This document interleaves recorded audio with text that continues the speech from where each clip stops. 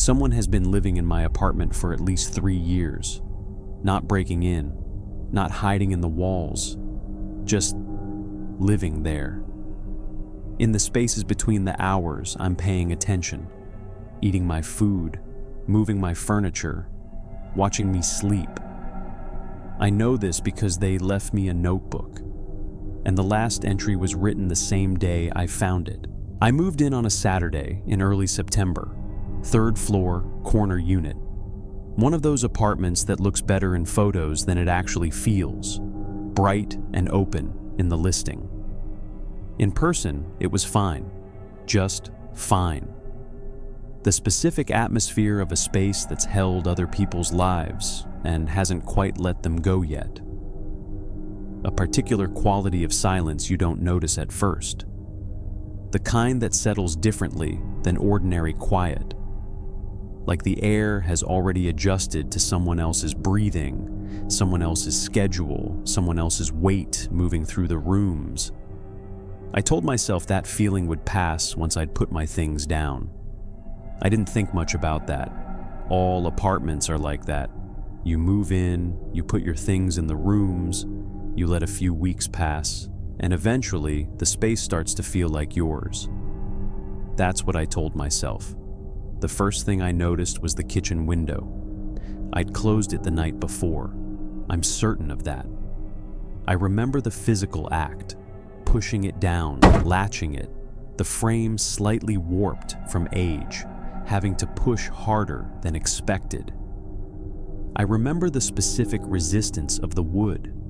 I remember the sound it made when it finally caught. I remember thinking, I'll need to get that looked at. The next morning it was open, exactly 2 inches, not cracked, not swung wide, 2 inches, as if someone had stopped deliberately at that point and decided, here, this is where it stays. I closed it, told myself I'd been tired, that moving scrambles your memory of small things. Reasonable, fine. Second morning, open, same gap. I closed it again, said nothing to anyone. Third morning, open, 2 inches. That's when I understood. This wasn't the wind. It wasn't me. Something was making a deliberate, consistent, repeatable choice about my kitchen window. And it had started on the very first night I slept there. I'm a methodical person. I cook most nights. I keep a running inventory in my head. I notice when things run out because I have to plan around it. Around week 3, things started disappearing faster than they should. Small amounts. A 1/4 cup of rice. 2 eggs. The last third of a bottle of olive oil I was certain had more in it the day before. Each one individually explainable. Together. A pattern I couldn't ignore. I started photographing the fridge. Every morning before work. Door open, full interior visible, timestamp on. Came home. Compared. I studied the images carefully, the way you study something when you already suspect what you're going to find, and just need proof solid enough that you can't argue yourself out of it. I was looking for the moment when my suspicion became a fact. For the first 5 days, nothing I could prove. Then Thursday. I pulled up my morning photo, looked at it, looked at the fridge. Container of leftover soup from Tuesday. Photo showed it 3/4 full. Fridge showed it just under half. Replaced at the exact same position on the shelf, same slightly off-center placement. Someone had been in my apartment, eaten my food, put the container back, and left absolutely no other trace. I sat down on the kitchen floor. I don't know for how long. The linoleum was cold through my jeans. The fridge hummed steadily, indifferently. I kept thinking about all the mornings I'd woken up in this apartment, feeling like I was alone. That quiet, particular feeling. One set of footsteps, one coffee cup, one person's sounds filling the space. The feeling I'd been taking as evidence of something that wasn't true. Feeling like. Then I remembered the coffee. The warm coffee from my first morning here. The coffee I hadn't made yet, And I understood. It had been happening since the day I moved in.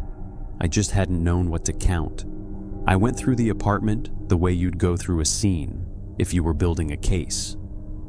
Every room, every corner, every cabinet I hadn't opened since moving in. I was thorough. I was slow. I was looking for anything that didn't belong to me. I found 3 things. The first was a book. Behind my books on the living room shelf, not on the shelf, behind it, pressed flat against the wall in a gap you'd never see unless you pulled the whole row forward. A paperback, cover creased past readability, spine soft from years of use. An author I couldn't find anywhere online. I stood there holding it for a while before I opened it, turning it over in my hands, trying to understand what I was looking at. Inside the front cover, in pencil, faint enough I had to angle it toward the light. A date. No year, just a month and a day. October 14th, 3 days away. The second was a nail in my closet wall. Single nail halfway up, driven into the corner where 2 walls meet. The plaster around it was noticeably cleaner. A small, pale circle where something had protected it from dust for a very long time. Something had hung there, been taken down, taken away. But the nail had been left behind, as if they intended to come back. The third thing I found because I dropped a pen and looked under the bed. The hallway light caught the floor at an angle, and I saw it. A small mark, deliberate, made carefully with something precise. A symbol, an initial, or both. I photographed it. Then I went to my front door, inside the door frame. Knee height, hinge side, the place you'd only see if you were on the floor, already looking. The same mark. 2 marks. The entrance and the space beneath the bed. Like someone drawing the edges of a space they considered. In some way I had no words for yet. To be theirs. I stood in the hallway a long time. Then I circled October 14th on my calendar. I stayed home all day. Lights on by 6:45. Chair repositioned for clear sightlines to the hallway, the front door, the bedroom entrance. Coffee I'd made myself and watched the entire time it brewed. I waited. I watched the door for 11 hours. Listened to every sound the building made. Footsteps 1 floor up, the elevator cable shifting in the wall, a television 3 units over, cycling through the same few channels. The whole day had that particular airless quality of hours spent waiting for something that doesn't come. Nothing moved, nothing changed. I cataloged every creak, every hiss from the pipes, every sound I could account for and file away as ordinary. I was methodical. I was thorough. I was certain that whatever had been happening in this apartment, it was not going to happen today. Not while I was here. Not while I was watching. By 4, the adrenaline had worn into something flat and almost embarrassing. By 6, I felt foolish. By 6:15, quietly relieved. I opened the fridge to think about dinner. The leftover pasta from 2 nights ago was mostly gone. I had not touched it. I had been home the entire day. I had clear sightlines to every room. I hadn't heard a single sound out of place, and the pasta was gone. I had been in the apartment all day. They had too. I've measured the apartment against itself since then, tapped every wall, listened for hollow spots, checked the ceiling panel in the bathroom, the utility access in the closet, the space under the sink. I pulled the original floor plan from the city's permit records and measured the square footage myself. The apartment is exactly as large as it appears to be. No hidden space, no access point I've found, which means on the day I sat watching the front door and waiting, they walked past me, and I never heard a thing, not a step, not a breath. I found it 11 days ago. above the refrigerator in the high cabinet I barely use. My hand closed on it while reaching for a pan lid, a composition notebook, black cover, cheap, not mine. I brought it down and opened it right there. 3 years of entries, small, precise handwriting, dated, every page full, an account of this apartment, the light at different hours, the sounds the building makes at night, the view from the window across seasons, and the tenants, not surveillance, observation. The kind of close attention someone pays to something they find genuinely interesting. The previous tenant, her hours, how she made coffee, what music she played. The couple before her, not one of them ever noticed anything wrong. The last 30 pages are about me. The window, they open it because the cross draft at 2 inches does something to the air they find necessary, described like a functional fact. The chair, they moved it because at my angle, the light creates a glare during the hours they use that corner. They noted my correction. The entry about the middle position uses the phrase, workable for both of us. For both of us. The fridge photographs, 4 sentences, memorized. He started counting. I'll need to be more careful, but I don't think more careful is the same as invisible, not anymore. He's different from the others. 3 entries later, he found the book. He'll look up the date. He'll stay home on the 14th. I'll use the morning. He'll be watching the door. I'll come from the direction he's not facing. They knew every move I made, logged it, adapted, and wrote it all down in a notebook dated the exact day I'd find it. The final entry, you'll find this today.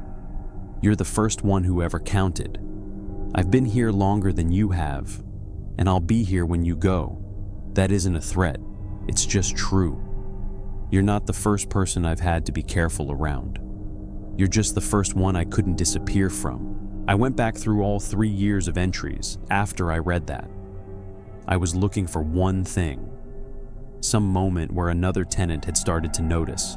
Some entry that said he started counting, or she moved things back, or they started looking. It isn't there. 3 years. Multiple tenants. A woman who lived here almost 2 years. A couple before her. Someone before them. Not one of them ever prompted a change in behavior. Not one of them ever appears in the notebook as someone who altered the dynamic. The entries about them read like nature documentation.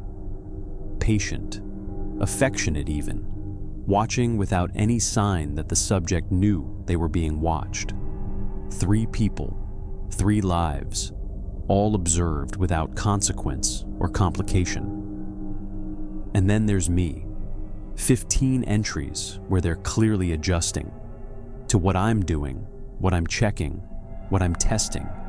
15 entries that read less like observation and more like correspondence. Like they knew eventually that I'd read it. Like they had been writing toward that moment all along. I've thought about leaving, run the numbers on breaking the lease. 9 months left, survivable financially. But I keep getting stuck on one thing. For 6 weeks, I've been observed by someone who spent 3 years mastering how to stay invisible. They've had every opportunity to remain invisible to me. They adapted fast. They're careful. They know exactly how to manage the distance between watcher and watched. And then they left me a notebook. Not hidden, not destroyed, left. In a place they knew I'd eventually reach, with a final entry dated the exact day I'd find it. That's not a mistake. That's an invitation. And I still don't know what I'm being invited into, or whether the decision to accept was already made for me weeks ago, on the first night I slept here and woke to coffee I hadn't made. 3 nights ago, I left a note on the kitchen counter, just a piece of paper, 4 words, "I know you're there." In the morning, it was gone. In its place, The composition notebook, open to a new page, one line of that same small, careful handwriting. I know. Below it, in a slightly different pressure, as if it had been added afterward, considered longer before being written. You're the first one who ever made me want to be found. I've read that line probably 100 times. I've turned it over the way you turn over something fragile, carefully from different angles, trying to understand what it actually means. Trying to understand what it's trying to do to me. Whether it's a gift or a warning, or something that doesn't fit into either category. I've tried to decide if it's meant to comfort me. I don't think it is. Because here's what I keep coming back to. In the notebook, every previous tenant is written about in past tense, documented, complete, finished, like chapters in a book that's been closed. But the last 30 pages about me are written in present tense. Every single entry. He does. He checks. He moves. He counts. Not what I did. What I do. I looked at the new entry this morning. The handwriting. The pressure of the pen. The way certain letters curve. A habit specific to one hand. One person. And I realized I recognized it. Not from the notebook. From my own journal. The one I keep on my nightstand. The one I've written in almost every night since I moved here, trying to document this, trying to make sense of it. 3 weeks ago, I'd written a sentence in frustration and crossed it out so hard, I'd torn the page slightly. I found the notebook open on the counter and turned to a page near the middle. The torn page is there, my handwriting, my crossed out sentence, inside their notebook. I don't know when they took it. I don't know when they returned it. I don't know if they've been reading what I write the same way I've been reading what they write. Sitting somewhere in this apartment, in whatever hours they use, going through my words the way I've gone through theirs. Page by page, entry by entry, the same way I read their account of the people who lived here before me. I don't know how long my journal has been part of this. The window is open 2 inches this morning. I opened it myself, before I made the coffee. I stood there with my hand on the frame and thought about what that gap had meant before I understood it. And then I pushed it up to exactly that point and left it there. And I left the journal on the counter, open to last night's entry, so they wouldn't have to take it. So they could just read it here, like I do with theirs. I don't know what we are to each other. I don't know what this is. But last night I wrote one sentence and left the journal open.